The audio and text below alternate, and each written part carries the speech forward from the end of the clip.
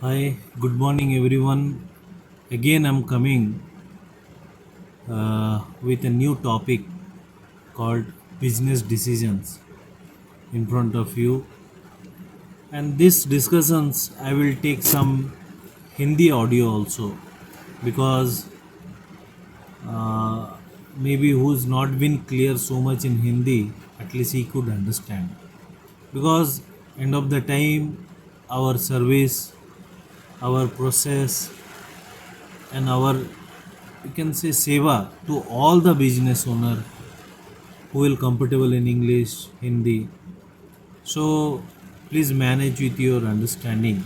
If it is I am using by the time of conversation in Hindi. My first topic today is business decisions, which is more important and business decisions something which is take you forward in a driving seat. So how you take it forward in your business in a proper decision way, what are all the factors are there to take a particular decision, what are all decision would be, how way would be, and what take it solution for further, because end of the time your decisions become a solution oriented. But I need to be change something which is, you may so many videos you have followed in YouTube which is telling about this business decision, but I'm telling completely real time experience based decisions making, which is help. Normally what happened, the companies always taking decisions by the time of transactions, by the time of operations. They not pre-planned. So decisions always something goal oriented. For example, I just summarize certain things, after that I will come in step by step. Summarize this, that once you open a particular business, what is your short term or long term goal? If you have a short term or long term goal, based on this your decision would be right. For example, in a 1 year you planned at least my turnover up to this much. When your turnover in your mind, based on your entire decisions will follow. Otherwise what happen, if you don't have proper goal set, your decisions always is no linking anywhere, and it's not based mood. So always your decision should be some basis.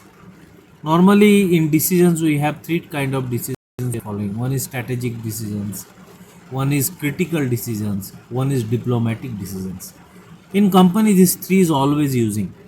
Diplomatic decisions always related to maintain the relationship, maintain the communication proper, maintain the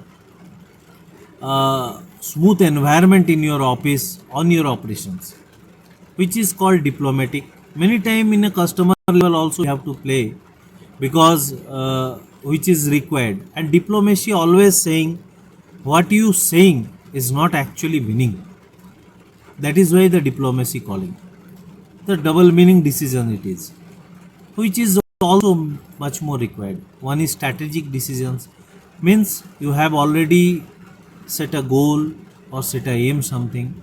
Based on this you strategize your goal, and based on this strategy you are taking your own decisions which is already been planned.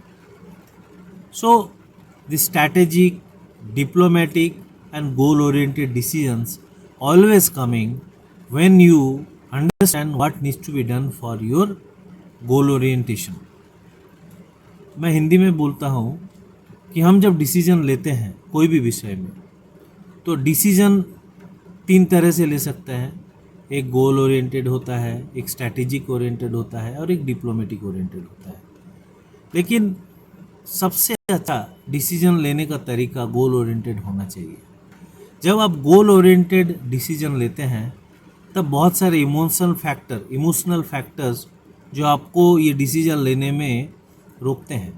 लेकिन आपके गोल अगर आपका सही हो और उस गोल पे आप संपूर्ण रूप से निर्भर हैं, तो ये सारे डिसीजंस आपको हेल्प करेंगे।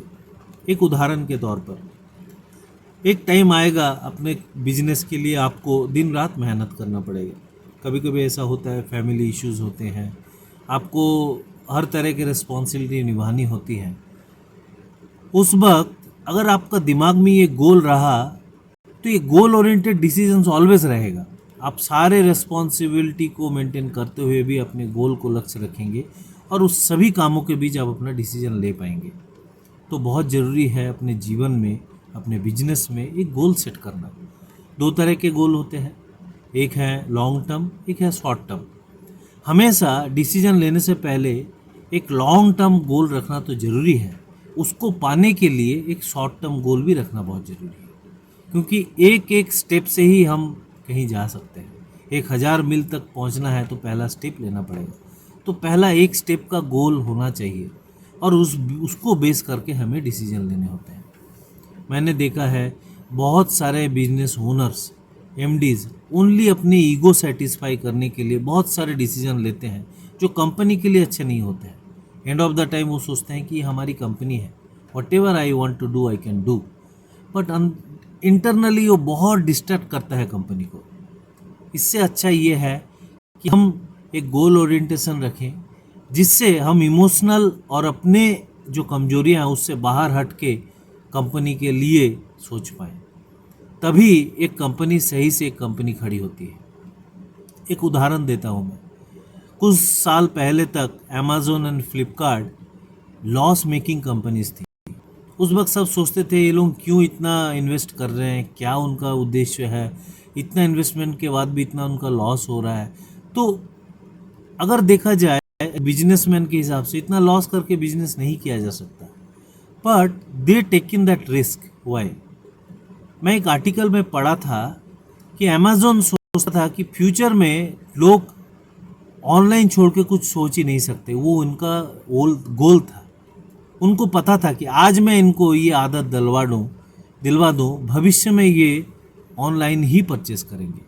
तो ये गोल को रखते हुए उन्होंने लॉस मेकिंग सेल का भी डिसीजन लिया।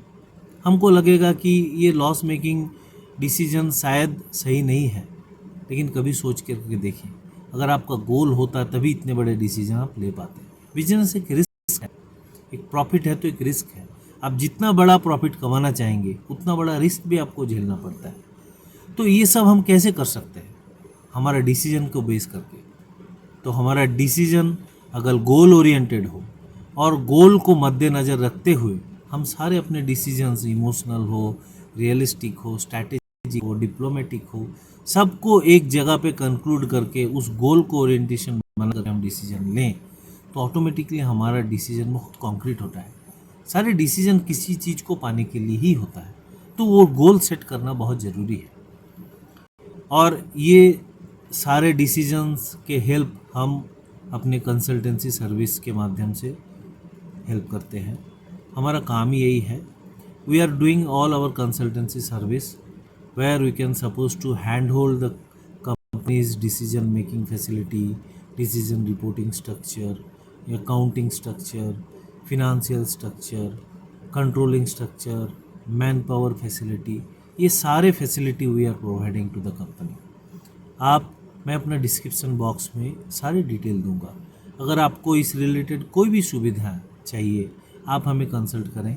हम आपको इतनी गारंटी ज़रूर देते हैं कि आप सेटिस्फाई ज़रूर होंगे। यहाँ पे हमारा ओरिएंटेशन ही, हमारा गोल बोल सकते हैं कि मिड इंडस्ट्री का फिनेंशियल्स, साइकोलॉजिकल, बिजनेस प्रॉब्लम, ये सारे डिसीजन हम किस तरह ठीक कर पाएँ और ये ठीक होने से हम भी ग्रो करेंगे, कंपनियाँ भी ग्रो करेंगी।